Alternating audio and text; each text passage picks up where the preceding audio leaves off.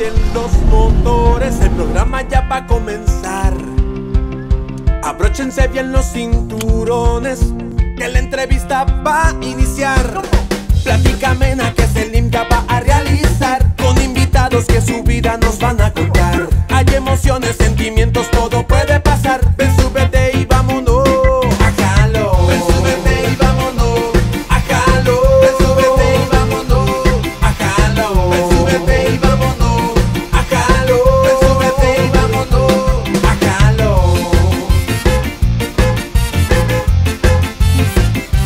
A jalo.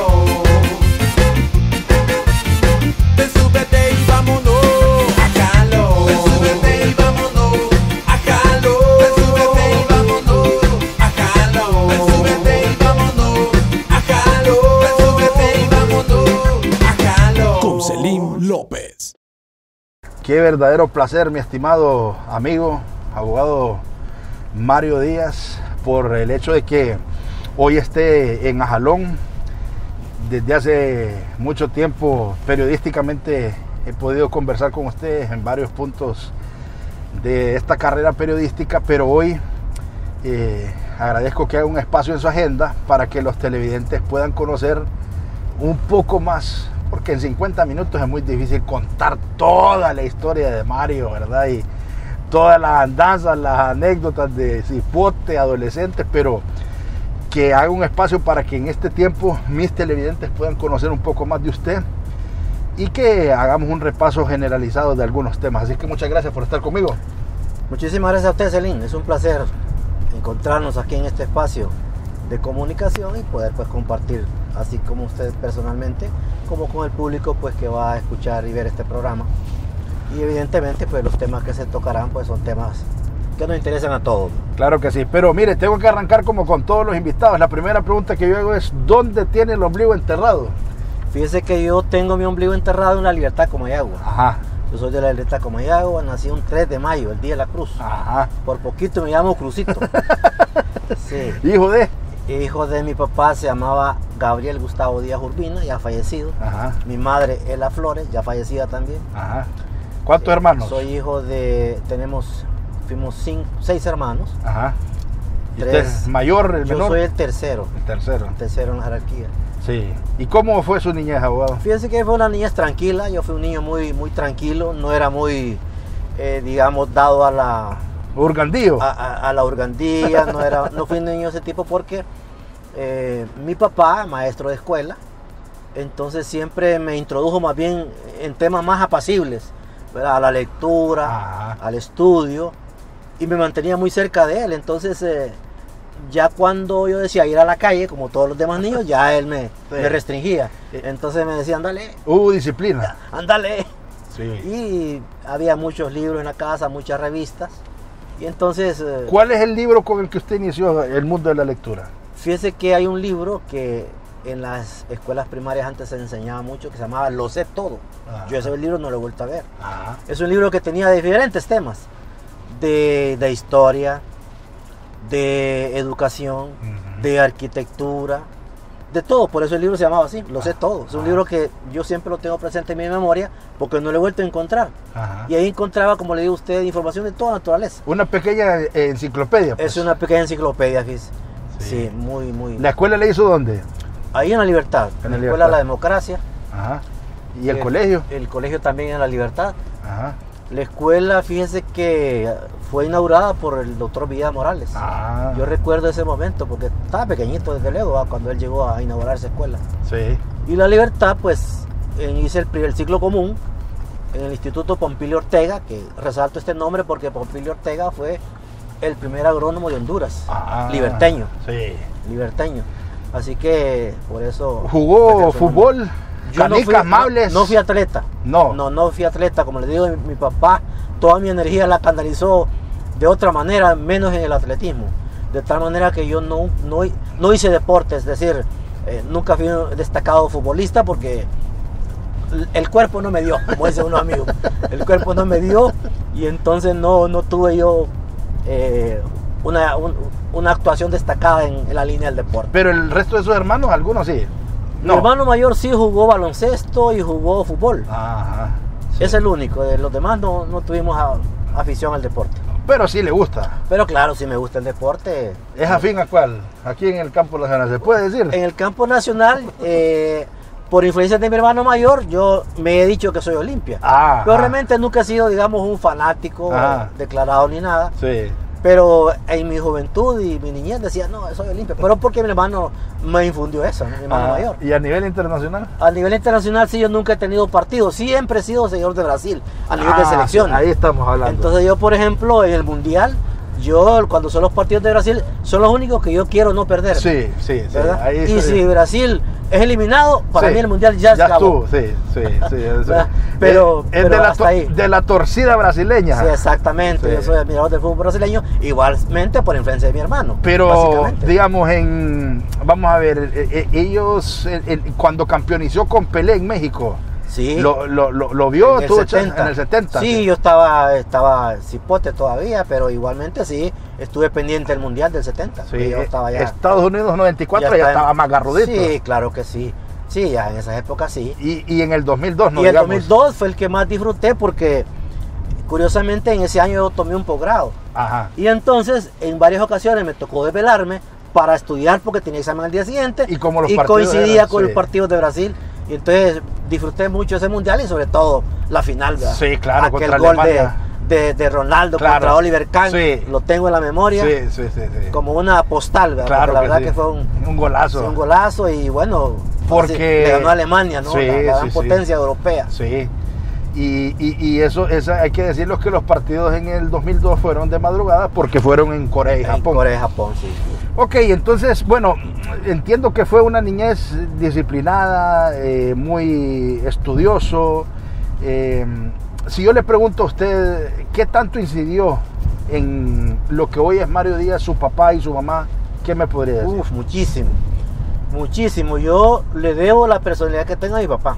Y hablo de mi papá porque desafortunadamente mi madre murió cuando yo tenía 8 años. Entonces yo me crié solo con mi papá. Sí. Es decir, mi papá no se volvió a casar. Entonces toda la influencia que yo tengo, toda mi formación, toda la forma que yo tengo que ver la vida, se lo doy a mi papá. Sí. Él fue el que me guió en la vida, él fue el que me condujo, el que me aconsejó, el que siempre estuvo conmigo en los momentos malos y en los buenos.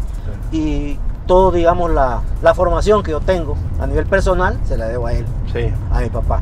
¿Y él muere cuando usted tiene cuántos años? Fíjese que él falleció recientemente, él falleció hace 6 años, precisamente en el mes de julio del 2016 él falleció. O sea que sí lo vio escalar hasta los puestos. Exactamente. Y eventualmente habló con usted y le dijo, ¿lo hiciste bien? Claro que sí, en muchas ocasiones. Sí. Él siempre manifestó su satisfacción, su orgullo, ¿verdad? De que hubiéramos avanzado en la vida y siempre me apoyó totalmente. ¿Y hoy lo extraña? Totalmente, sí.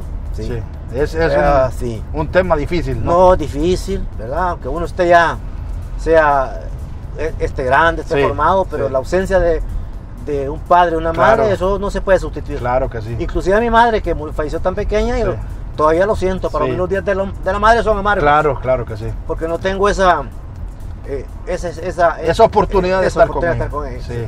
Es duro. Claro que sí. Pero hay que sobreponerse, ¿verdad? Claro. ¿Y usted tiene hijos? Yo tengo 4 hijos. 4 hijos. 2 varones y dos mujeres. ¿Está casado? Sí tengo pareja, pareja.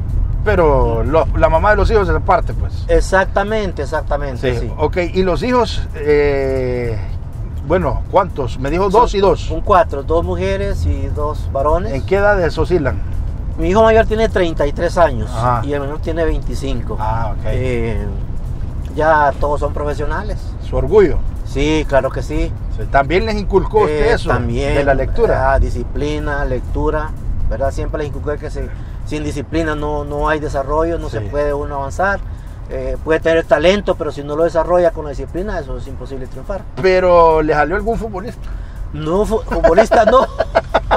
Ahí no, también. Atletas tampoco tuve, tampoco abogados, todos decidieron otras carreras diferentes. Mi hijo mayor, mis 2 hijos mayores son economistas. La tercera es médico. Y el último es ingeniero en sistemas. Mire, qué interesante. Sí. ¿Y usted por qué estudió abogacía? Pues fíjese que hay una situación bien concreta. Tengo como primera profesión, yo soy profesor de educación media. Ajá. Entonces, yo siempre he sentido esa necesidad o tengo la idea de que uno viene a este mundo a servir. Sí. Y por eso yo abracé el magisterio con mucha pasión, con mucha vocación de servicio. Y creo que esa misma inquietud, creo que esos mismos puntos de vista fueron los que me orillaron a estudiar Derecho. Ajá. Porque yo soy profesor de matemática. Ajá. Y entonces lo lógico, entre comillas, 4x4. es que uno estudie, continúe con esa línea, ingeniería. 4x4. Exactamente. Va, que uno continúe con esa línea, ¿va? Sí. Pero yo preferí esta área porque siento que es donde yo mejor me podía servir a la gente. Pero pudo ejercer la... Claro, sí, yo trabajé más de 30 años en magisterio. Ajá. Sí, yo trabajé, es decir, yo estudié ya siendo profesor de educación media, Ajá. ya siendo adulto, Ajá. ¿verdad? Ya siendo adulto, ya tenía todos mis hijos inclusive, Ah, pucha. ¿verdad? Entonces, ¿A los cuántos arrancó la abogacía? yo empecé a estudiar, ya tenía, bueno, yo tengo 65 años en la actualidad, Ajá. y yo me gradué hace 21 años, Como a los 40 empezó. a los 40 y tantos, sí. Y... Sí, a los 40 y tantos. Fíjate que cuando lo escucho, me dan ganas de sacar la carrera. Mire, porque yo soy periodista. Nunca es tarde. Y la verdad es que el periodismo y el derecho, pues casi Sí, tiene mucha compatibilidad sí, en las tiene clases mucha generales. compatibilidad en las y todo clases eso. generales. Sí. De hecho, muchos periodistas que se hacen abogados lo hacen muy rápidamente. Sí. Y Oiga, además les sirve mucho en el trabajo. Pero entonces, ¿cómo una persona adulta de 40 años llega a la conclusión que tiene que estudiar Derecho? O sea, ¿cómo se enfrentó usted mismo ante eso? Bueno, porque cuando ya, digamos, mis hijos estaban más o menos grandecitos, y yo sentí la necesidad de continuar formándome, preparándome Sí, para la vida. sí. Y entonces yo dije, bueno, voy a escoger una carrera en la cual yo sienta que efectivamente puedo continuar sirviendo a la gente, porque eso es lo que a mí me apasiona. Entonces vi la gama de posibilidades, dije, lo que más me agrada a mí, lo que más siento yo es Derecho. Sí. Y por eso estudié Derecho. ¿Y la sacó en la Autónoma dónde? En la Autónoma, sí, en la Ok. Autónoma. Yo me gradué en el 2001, Ajá. en la Autónoma. Ok, entonces, para poder decirle a la gente que nos está viendo, nunca es tarde. Nunca es Usted tarde. a los 40 y tantos años empezó a estudiar Exactamente. Derecho y lo logró hacer. Así es. Lo así logró es. hacer. Ajá. Me gradué en el 2001 y en el 2002 tomé una especialidad Ajá. de Derecho Penal y Procesal Penal, y en el 2003 ya ingresé al Poder Judicial. Ok, ya me voy contando eso. Para una persona adulta que no estábamos en pandemia, entiéndase que tenía que ir a clases presenciales, ¿hubo alguna especie de choque con cipotes que iban a clases en función de, pucha, yo estoy ya adulto y vengo aquí con cipotío, o eso nunca fue un impedimento? Para mí nunca fue un impedimento y yo siempre me adapté a estar con esta muchachada, Sí. ¿verdad? Nunca me sentí yo incómodo. Sí. Y además muchos de los muchachos todavía nos conservamos como buenos amigos. Ajá. Siempre nos tratamos. Sí. Y evidentemente se ve la diferencia de edad, ¿no? Sí. ¿No? Porque vaya, por ejemplo, muchachos que ahorita tienen que Sí, digamos. 30 y tantos, sí. 40 años, fueron mis compañeros. Sí, pues. claro, sí. Es decir, están en los 40 todavía, fueron mis compañeros, Sí. y nos tratamos como amigos, ¿verdad? Sí. No tuvimos esa barrera de la edad, Sí, ¿verdad? claro. Y luego colaboramos con las clases como cualquier muchacho. Sí. Naturalmente conservando esa diferencia. en Y cuanto esa madurez, pues, de cómo exactamente. ver la vida, pues, Sí, también, ¿verdad? Pero nunca tuvimos esos choques. Pero digamos, a usted entonces sí le tocó sacar los 4 años de la carrera. Sí. O porque venía del magisterio, tuvo que sacarlo todo. Tuve algunas equivalencias porque yo estudié en la antigua Claro. Escuela Superior de Profesorado. Sí. Como un año tuve de equivalencias. Ajá. Todas las clases generales, casi todas, me las validaron la nacional. Sí. Y sí, pero al final, pues, en cuanto a los tiempos, terminé a los 5 años. Sí. O sea, no perdió clases, pues. No perdí clases. no Ok. perdí clases. Y mientras estudiaba, siempre estuvo trabajando. Siempre pues. estuve trabajando. Precisamente ahorita estamos pasando por el acto de en medio, ¿no? Sí, claro. Aquí trabajé yo 26 años, 29 años. Y siendo siempre maestro de matemáticas. Siempre maestro de matemáticas. Ok. Entonces, cuando ya se gradúa y es una persona pues bastante avanzada en edad, ¿cómo inicia este trabajo en el mundo de las leyes en Honduras? ¿Qué fue lo primero que hizo? Porque muchos se gradúan y bueno, los mandan de office boy, los mandan a hacer ahí los mandados, alguna cuestión, Sí. pero ¿cómo fue su caso específico? Bueno, como le decía antes, yo me gradué en el 2001. En el 2002 tomé una especialidad en Derecho Penal, ¿A dónde? siempre en la Universidad Nacional. Ajá. Y usted recordará que el año 2002 se aprobó aquí el nuevo Código Procesal Penal. Sí. El nuevo Código Procesal Penal creó una serie de figuras que no estaban antes. Por ejemplo, los tribunales de sentencia. Sí. Entonces, en ese año, 2002 y el 2003, se inició un proceso de concursos para personas que aspiraran a esos cargos. Entonces, yo concursé en el año 2003. Ajá. Entonces, una vez que concursé, pasé las pruebas de ese concurso, Ajá. fui de las primeras notas y entonces así ingresé yo al Poder Judicial. Wow. Mediante un concurso que fue patrocinado por la Cooperación Española. Mire. Que ellos financiaron todo el programa del concurso, de la capacitación, etcétera, y le dieron seguimiento hasta que fuimos nombrados en el periodo de doña Vilma Morales. Morales. Ok. Eso fue el 2003. Y ahí, o sea, Y ahí inició mi carrera judicial. Ok, ¿y Sí. cuáles eran sus primeras funciones más o menos? Bueno, las primeras funciones son más o menos las mismas que tengo ahora. Sí. Nada más que ahora Usted el soy mero. coordinador. Sí. Pero antes era un juez de una sala concreta, que es la sala segunda, la que continúa en ella todavía, y obviamente pues ya ahí a empezar al trabajo de desarrollar el juicio oral desde sus primeras etapas hasta el final, Claro. hasta concluirla, que eso es lo que he hecho hasta el día de hoy, Sí. con la diferencia que ahora pues a partir de cierto tiempo pues asumí también la coordinación, pero siempre tengo la misma carga laboral. Claro. O sea que de repente usted tiene pues esa responsabilidad de impartir justicia en algunos casos. Así es, en los casos que me corresponden de acuerdo a cómo van ingresando al tribunal. ¿Se requiere de mucha sabiduría para poder impartir justicia? Mira, yo creo que más que sabiduría, es decir, yo creo que se requiere, bueno, por un lado formación, Claro. la formación profesional, Claro. la formación ética, y yo siempre hablo de la sensibilidad social. Si usted no tiene sensibilidad social, un juez que no tenga sensibilidad social no puede ser un buen juez. Entonces, más que digamos sabiduría y ese tipo de cosas que son un poco intangibles, yo diría esas tres cosas acá: la formación profesional, la formación ética y la sensibilidad social, para entender que los problemas que uno trata, se trata de problemas de las personas, de la gente, y que detrás de un expediente acartonado ahí hay una persona, Claro. una que exige justicia y la otra que quiere que su situación se resuelva en el menor tiempo posible. Le decía sabiduría porque en la Biblia está un caso que a mí siempre me ha llamado la atención y digo yo, definitivamente solo alguien sabio pudo haber sacado una solución como esta. El caso de Salomón. Sí, el caso de Salomón, cuando Sí. estaban las dos mujeres que estaban diciendo que era su hijo. Sí. Y dijo, bueno, como dicen las dos, lo vamos a partir. Sí. Y Sí. dijo la mamá, no, déselo a ella. Entonces digo, usted es la verdadera Sí, mamá. claro, uno tiene entrenamiento, tiene formación, ¿verdad? Y claro, uno va desarrollando esas habilidades, ¿verdad? Las habilidades para saber si una persona quizás le está mintiendo, si una persona quizás esas lágrimas son, como se dice, de cocodrilo, Ujú. ¿verdad? Uno va desarrollando esas habilidades con el tiempo.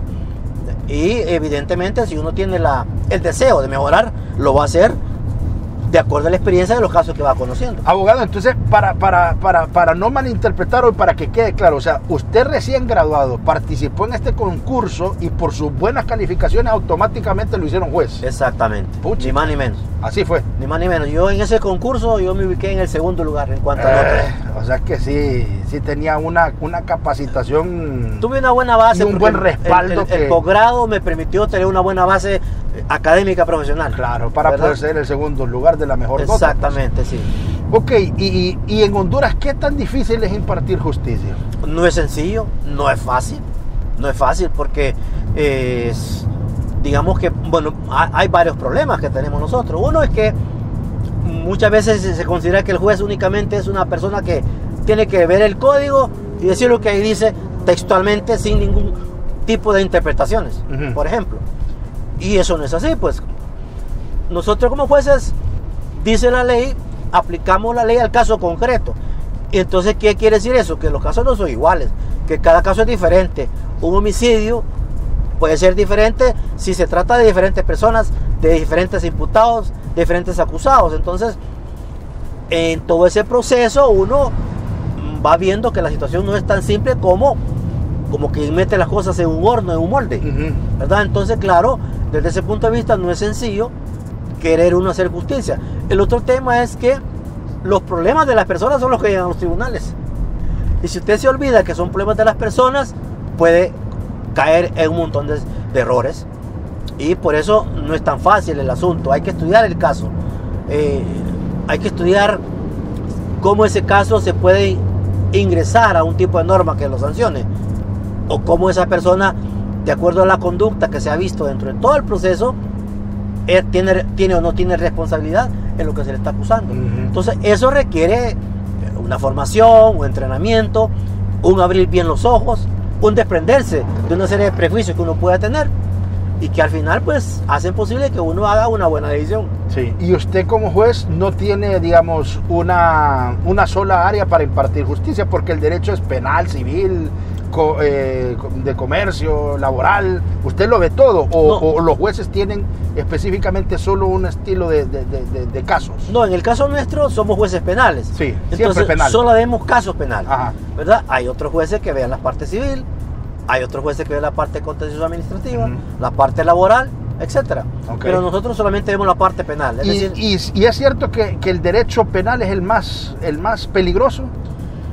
Probablemente que sea el más peligroso, porque como digo, usted se enfrenta a problemas que tienen las personas. Entonces es más sencillo resolver un caso donde usted solo vea papeles, pero nosotros no, nosotros vemos personas. Sí.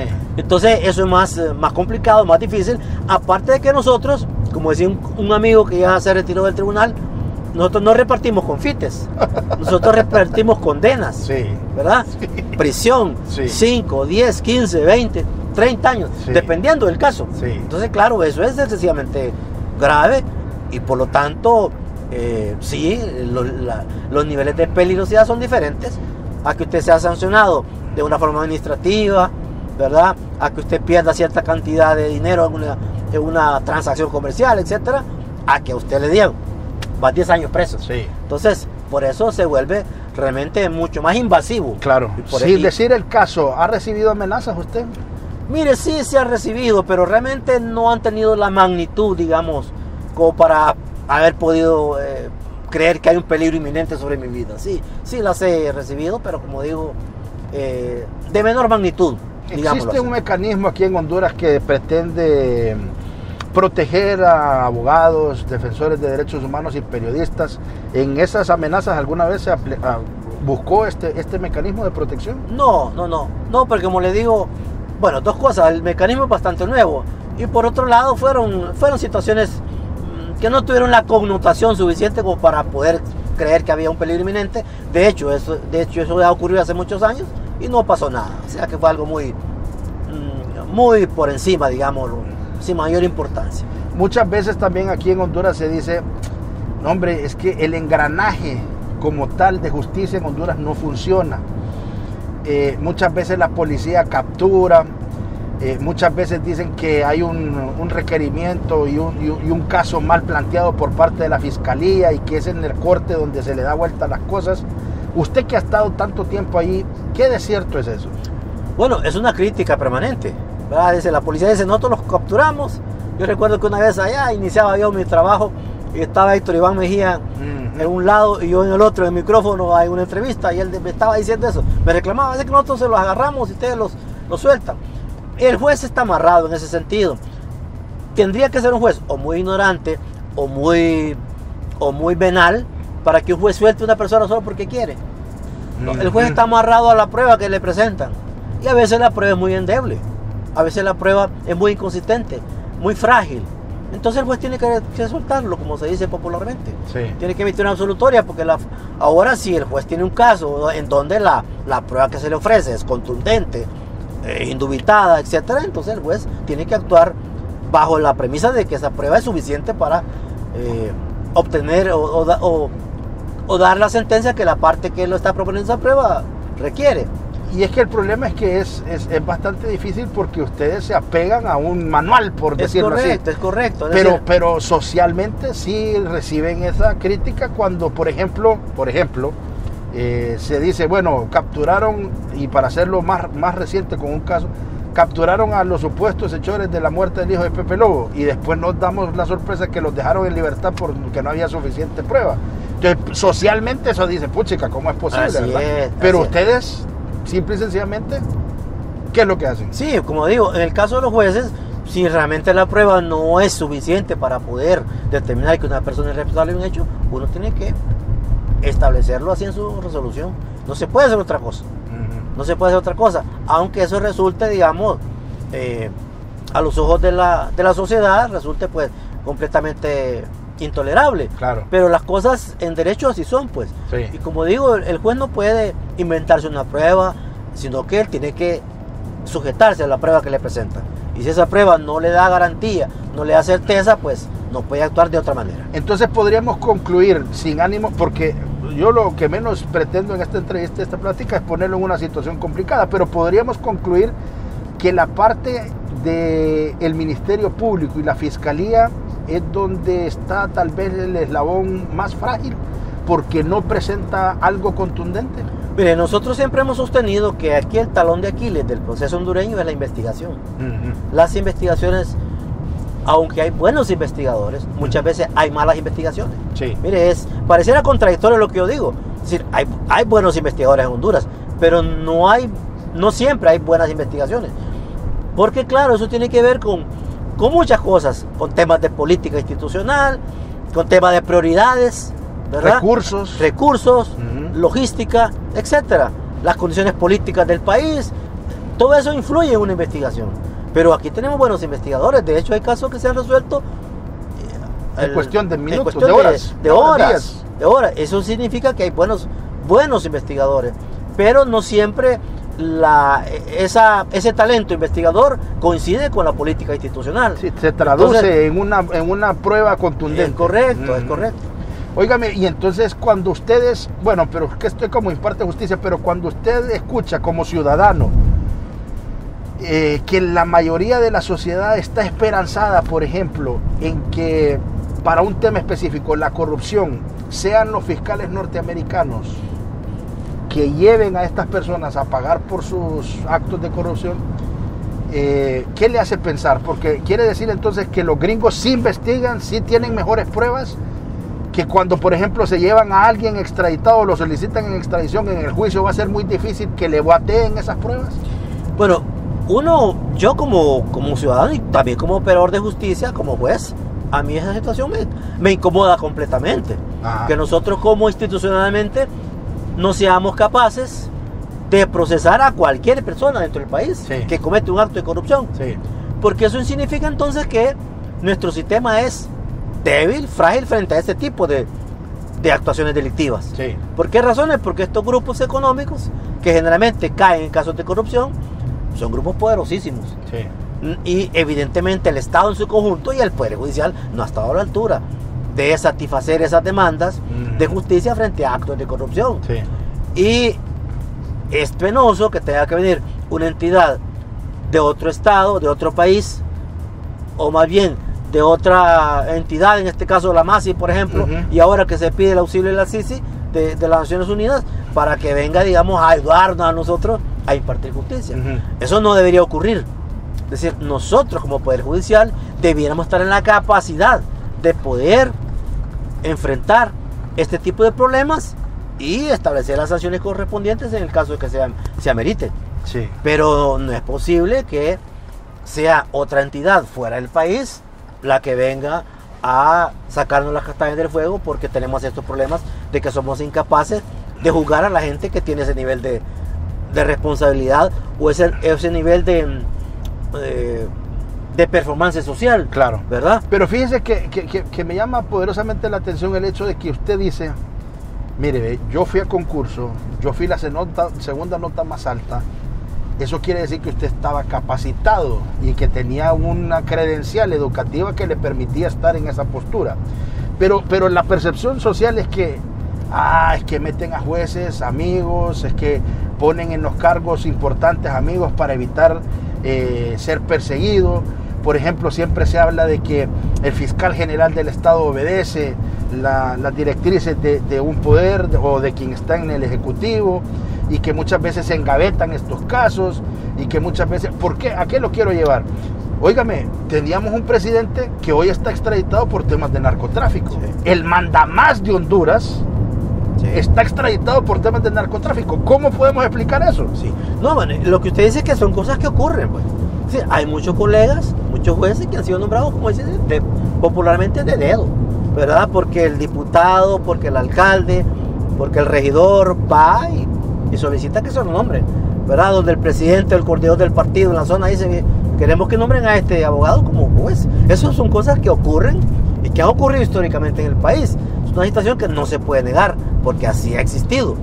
Evidentemente, hay otro grupo de colegas que hemos ingresado bajo el respaldo de un concurso, pero no todos hemos ingresado bajo las mismas condiciones. Entonces, eso hace posible que una persona que no ha ingresado bajo un procedimiento concursal sienta que su cargo se lo debe a alguien, a quien lo propuso, a quien lo recomendó, y por ende a su padrino, y por ende cuando actúe como juez va a actuar de acuerdo a lo que su padrino le pide, si se lo pide. Y eso funciona para cualquier tipo de nivel que esté el juez, desde el más bajo hasta el último. Una vez escuché que alguien dijo, porque estaba mentalmente tratando de acordar dónde, que alguien dijo, mira, a mí no me pregunté si soy o no soy corrupto.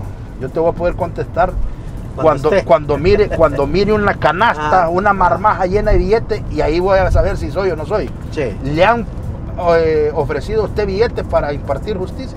En una ocasión nada más. Sí, en una ocasión. ¿Se puede saber la cifra? No, era una cantidad bastante pequeña. O sea, comparada con lo que usted ha escuchado. He escuchado. Sí, era una cifra bastante pequeña en relación ¿Y si ha escuchado cifras exorbitantes? Sí, claro, sí, claro. Lo que pasa es que muchas veces la gente que dice esas cosas no tiene la capacidad de sostener esas... De probarlo. De sostenerlo frente a una autoridad que pueda tomar decisiones en cuanto a esa persona. Sí, porque siempre, eventualmente, como Honduras es una sociedad bien convulsa, ¿verdad? O sea, nosotros tenemos muchos temas políticos, temas de corrupción, pero no podemos negar que después de la muerte del hijo de la rectora vino un proceso de depuración en la policía, por ejemplo. Sí. Entonces entraron en un proceso de querer sacar a las manzanas podridas y de entregar un producto más pulcro, más certificado, para que la población tuviera esa certeza de que la policía no andaba en cosas pandas. Pero muchos analistas y periodistas, yo muchas veces dije, ¿y cuándo va a venir la depuración en el sistema judicial? Sí. ¿Cuándo vamos a tener que cuándo nos vamos a enfrentar a sacar las manzanas podridas? Porque ahí, yo no le voy a decir que queme a sus compañeros, ni mucho menos, pero todos, es un secreto a voces, pues. Claro. ¿Qué está impidiendo que esta gente que está enraizada y que se lucra de impartir justicia, de ayudar a X o Y político, salga de aquí?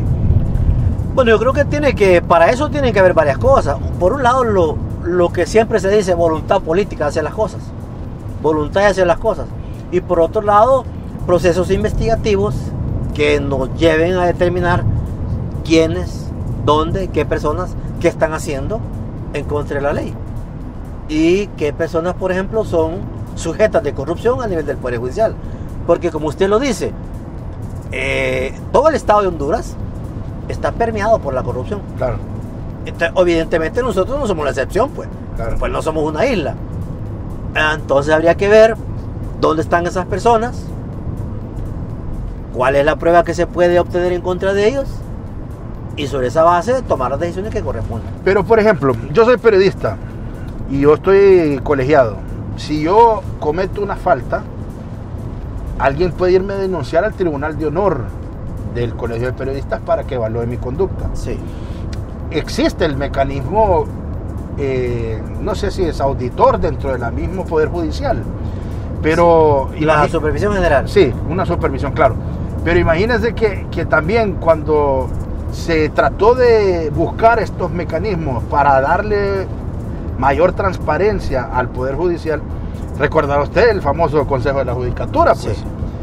Imagínense cómo terminó esa situación, pues que quien estaba ahí fue sentenciado, fue judicializado, sí, pues, por tratar de torcer y de dar instrucciones específicamente a los jueces. Sí. Después de esa situación, ¿qué pasó en el Poder Judicial? ¿Se depuró y se creó algo nuevo o qué? El Consejo tuvo un defecto de origen, y es que fue creado políticamente. Sí, la idea es buena, que debe haber separación de la actividad jurisdiccional y la actividad administrativa. Sí. No se deben mezclar. Pero el Consejo fue nombrado políticamente para servir intereses políticos, y por eso ocurrió todo lo que ocurrió, que terminó en condenas y en que renunciaran o se les obligaran a bien a renunciar, ¿verdad? Sí. Posterior a eso, como dicen popularmente, los renunciaron. Posteriormente a eso, debió haber por parte del Poder Judicial una iniciativa para, como habían derogado la ley del Consejo de la Judicatura, elaborar una nueva ley. Sí. Pero no lo hicieron. O sea, no se hizo. O se dejó pasar el tiempo, más bien. Y nunca se envió un proyecto al Congreso Nacional de una nueva ley del Consejo de la Judicatura. De tal manera que el periodo de la actual Corte ya va a terminar. Y aunque sabemos que se hizo un proyecto, se elaboró o se contrató una consultoría para elaborar una nueva ley, ese proyecto todavía está ahí en manos de la Corte Suprema a través del presidente, y ese proyecto nunca se ha enviado al Congreso Nacional. Y ya, como digo, esta Corte ya va a fenecer en sus actividades y seguramente no se va a aprobar esa nueva ley del Consejo de la Judicatura, que es lo que permitiría, digamos, que esa parte administrativa sea debidamente conducida por el Consejo, o el nombre que pueda tener una vez que se apruebe la ley de carácter administrativo, para que sea esta la que haga la evaluación del personal y pueda hacer los cambios que se necesitan en aras de mejorar la actuación de los funcionarios y a través de un sistema de evaluación poder determinar quiénes están aptos o no están aptos para trabajar o seguir trabajando dentro del Poder Judicial. Entonces, o sea que sí, la figura del Consejo de la Judicatura ayudaría a que si un juez tiene a alguien una denuncia en contra de él y puede comprobar, es ahí donde se tendría que poner claro. Es como lo que en la policía existía el... Asuntos internos. Sí, asuntos internos, pero antes se llamaba el de la carrera policial. La DIDAPOL. Sí, bueno, ahora DIDAPOL. Sí. Entonces, mire, ¿qué es lo que pasa? La verdad es que nunca se envió el nuevo proyecto que se elaboró, porque si se elaboró... O sea que se comprobó que estaba pando y no lo hicieron por mejorar y lo dejaron así, pues no hay nada. No, se contrató una consultoría para elaborar una nueva ley. Pero no lo hicieron. Pero esa nueva ley no la ejecutaron. Se elaboró, pero no se ha enviado al Congreso todavía. Imagínense. La Corte va a terminar y seguramente ya no lo van a enviar. Y esta pregunta no sé si me la va a responder, pero como juez y conocedor del tejimaneje, y partiendo que usted estuvo en la corte de Vilma Cecilia Morales, después estuvo Rivera Vilés y ahora con Argueta, ¿qué tan grande le quedó la camiseta al presidente de la Corte Suprema de Justicia para hacer un buen trabajo? O si usted considera que sí lo hizo bien. No, yo creo que no, aquí no se trata de si le quedó grande o le quedó pequeña. El problema es de la Corte y de las Cortes en general, es que los grados de independencia que han tenido del Ejecutivo básicamente es muy limitado. Entonces eso hace que decisiones importantes para el país estén prácticamente supeditadas al Ejecutivo. Vaya, tema de la reelección, por ejemplo. Sí. Es decir, una Corte independiente probablemente no hubiera resuelto lo que resolvió. Sí. Por lo menos en ese aspecto, ¿no? Eso no quiere decir que en otros aspectos no haya tenido una posición diferente. Sí. Pero en ese aspecto que le interesaba al Ejecutivo en ese momento, se resolvió como se resolvió, por esos niveles, por esa conexión cercana al Ejecutivo. Injerencia, correcto. Sí. En otros temas se distanció. El tema de las sedes, por ejemplo, la Corte determinó que eran una ley que no colisionaba con la Constitución, cuando eso no es así, pues. Sí. Si usted solo mira, por ejemplo, que los jueces de esas zonas iban a ser nombrados por el presidente de la Corte, pero a petición de una comisión que no está dentro de las leyes orgánicas del Poder Judicial, sí. Desde ahí ya hay una situación que choca con la Constitución. Huele mal. ¿Verdad? Es decir, fragmenta la unidad del Poder Judicial. Sí. Y eso no es constitucional. Y hablando de cortes y que ya va a terminar esta de Argueta, le pregunto, ¿Cómo ha visto todo este revuelo que se ha generado con la ley de la Junta Nominadora y los artículos y los literales que se derogaron para poder crear lo que se creó y que ha generado pues una especie de mal sabor de boca en toda la sociedad y en todas las instituciones, porque consideran que siempre este Congreso dejó el elemento político para poder recibir a estos autopropuestos, y que claramente pues no va a evitar de que militantes del partido se puedan autoproponer. Sí. Bueno, yo veo la situación desde el punto de vista siguiente. Dicen que hay dos formas de ver el vaso.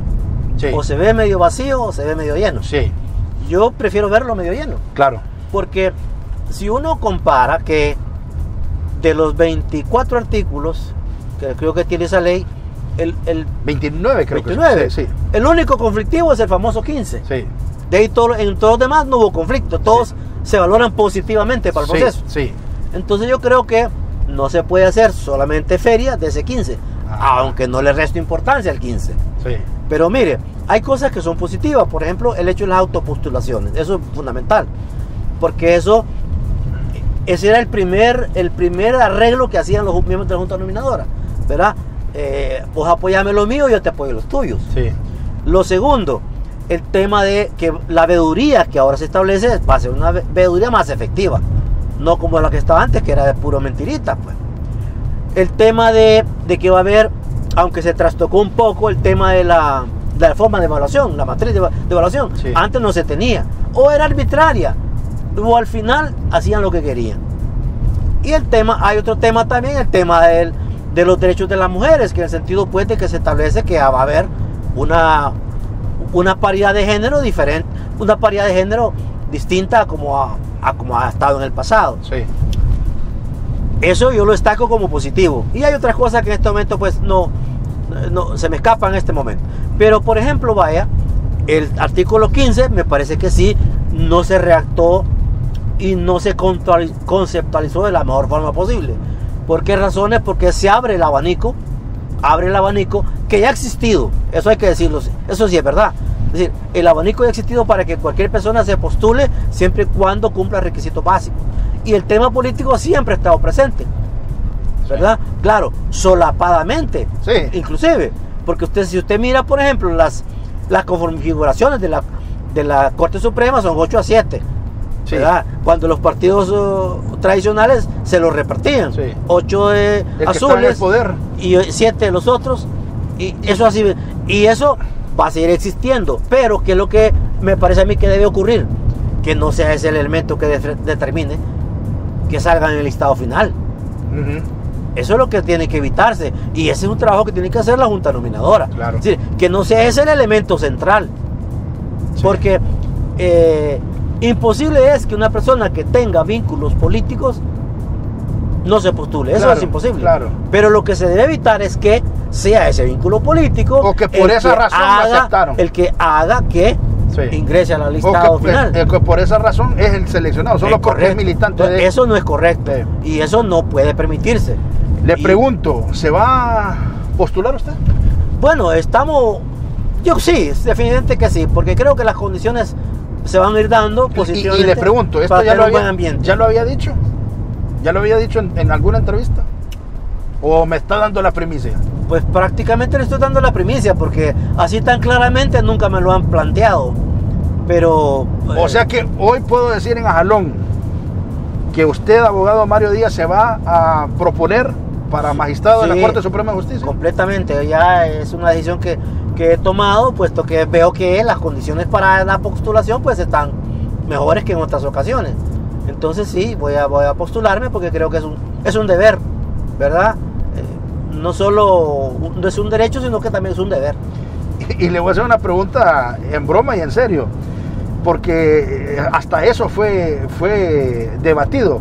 Usted no lo han denunciado por violencia doméstica, ni ha macaneado, ni ha dejado niños de pan en mano sin darle sus alimentos, porque acuérdese que eso fue, sí. Fue un elemento. Bueno, hasta el momento no, ¿verdad? Hasta el momento no, porque a veces uno dice hasta el momento. Pues afortunadamente no he tenido ese tipo de problemática, ¿verdad? Mire que le agradezco que me esté dando esta primicia, y la verdad es que que siento que hombres como usted que los que tienen que proponerse, pues, ¿verdad? Porque si a usted ya lo amenazaron y ni en las amenazas le impidieron torcer la justicia, si a usted lo quisieron comprar y sin que con ese billetillo se torció, y si ha tenido tantos años impartiendo justicia, pues ¿por qué no darle la oportunidad a hombres que tienen una visión distinta de ser magistrados, pues? Pues sí, uno ha hecho carrera, ha hecho méritos, creo yo, ¿verdad? Humildemente. Y bueno, y como digo, no solo es un derecho, sino que también es una responsabilidad, porque estos cargos deben asumirse como un compromiso, claro, con la sociedad. Claro. No se trata de una situación de carácter, quiero serlo solo por alimentar el ego, ¿no? Sino también porque uno cree que puede aportar, ¿no? al mejoramiento de las cosas. Y hoy por hoy también suena un nombre, Rixi Moncada, y dicen que los cachurecos solo escucharle le tiene miedo.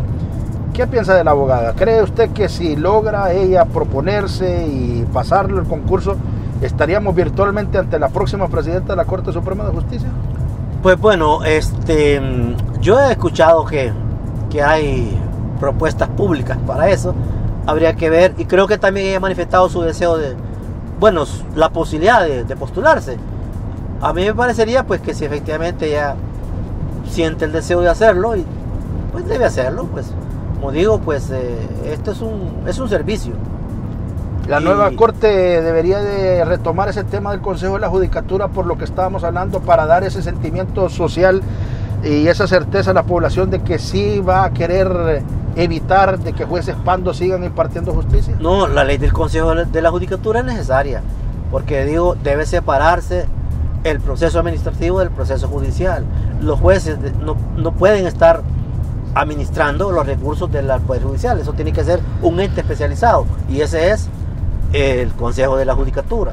Con esta nueva reforma de esta ley, ¿y qué otras cosas tiene que hacer la Corte Suprema de Justicia, esta nueva Corte Suprema de Justicia, para garantizarle el poder o para garantizarle esa certeza a la población? Porque le voy a contar, ya lo que se está diciendo es que por esa injerencia que usted lo ha dicho, que es clara, lo que está buscando Libre es blindarse para no entregar el poder, y que va a buscar meter la mayor cantidad de magistrados para que en el marco de esa fuerza legal Libre pueda permanecer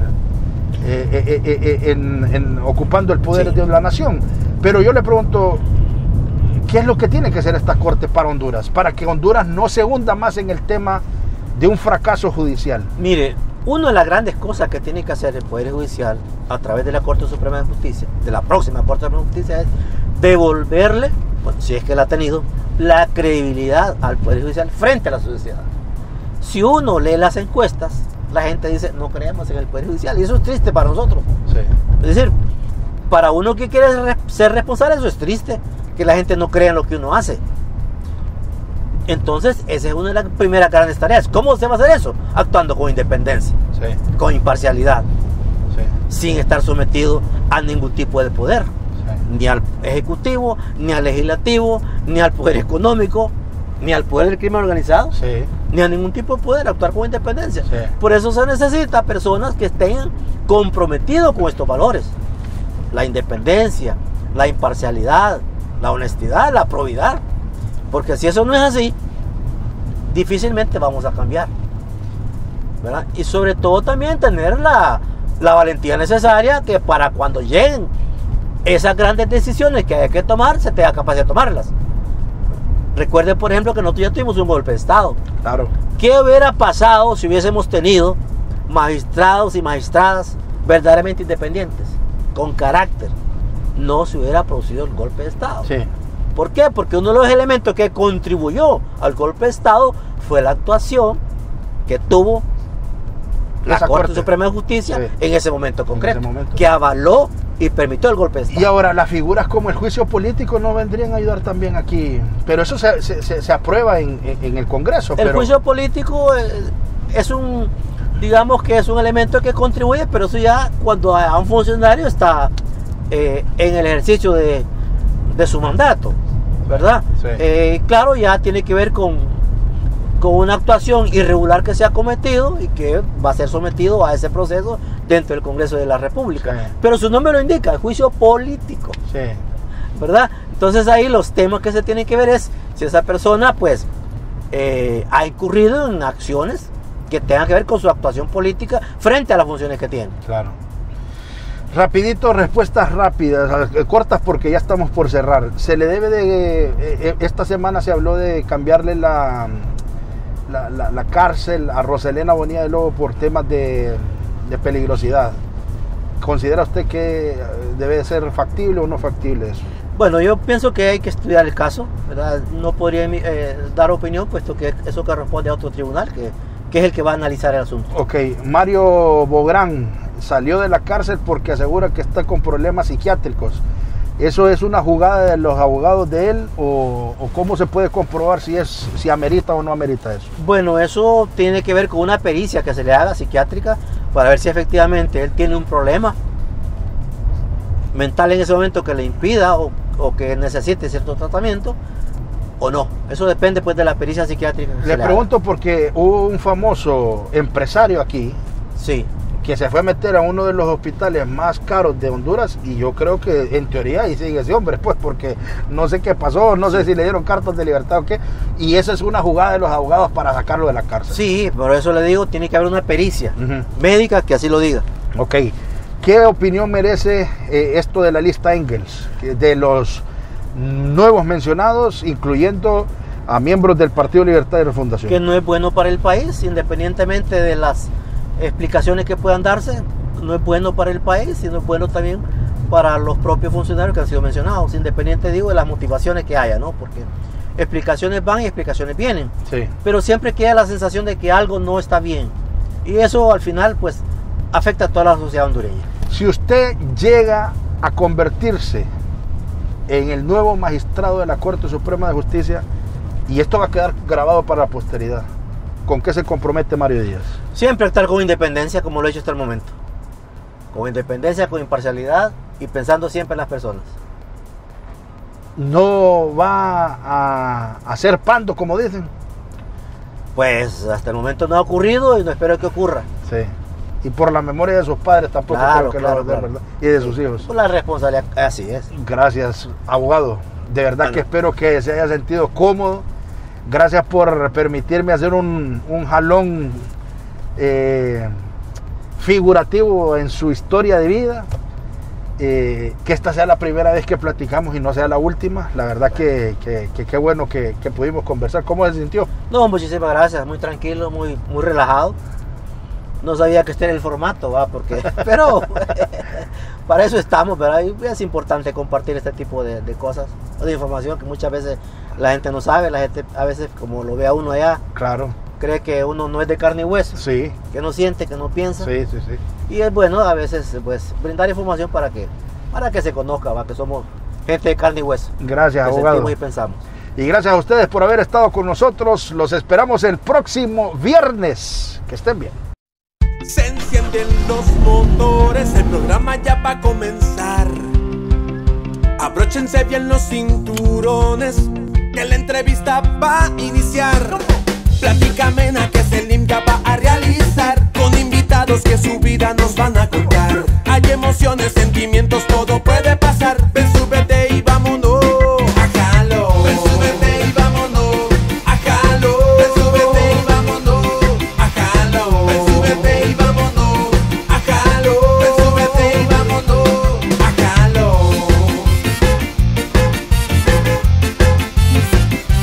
A jalo. Ven, súbete y vámonos a jalo. Ven, súbete y vámonos a jalo. Ven, súbete y vámonos a jalo. Ven, súbete y vámonos a jalo. Ven, súbete y vámonos a jalo. Con Selim López.